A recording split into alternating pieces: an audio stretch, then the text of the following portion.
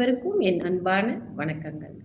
இன்றைய பதிவில் நம்ம 3ஆம் பாவத்தில், அதாவது லக்னத்தில் இருந்து எண்ணி வரும் பொழுது 3ஆம் பாவத்தில் கேது இருக்க பிறந்த ஜாதகர்களுக்கு இது நல்ல ஒரு பலனையை அவர் கொடுப்பாரு. 3ஆம் இடத்துல பலசாலிகளாக இருப்பார்கள். வீரதீர சாகசங்கள் செய்யக்கூடிய வேலைகள்லாம் இவங்க நல்லா செய்வாங்க. ஆனாலும் மனசுக்குள்ள ஒரு பயம் இருந்து கொண்டே தான் இருக்கும்.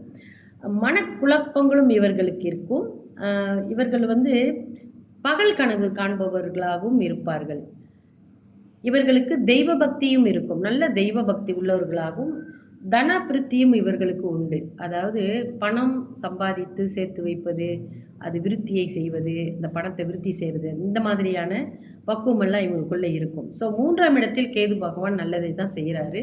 அதனால் இது ஒரு ஒரு ப்ராப்ளம் இல்லை. ஏன்னா நம்ம எப்பவுமே இந்த ராகு பகவானும் கேது பகவான் சனி பகவான் எங்கே இருக்கிறாங்க அப்படின்னு பார்த்துட்டு தான் எல்லாருமே ஜாதகத்தில் பலன் சொல்லும்போது பயப்படுவாங்க. 3ஆம் இடத்தில் இவர் நல்லது தான் செய்வார். சரிங்களா? அடுத்தது நாளைய பதிவில் 4ஆம் இடத்துல பார்ப்போம். நன்றி, வணக்கம்.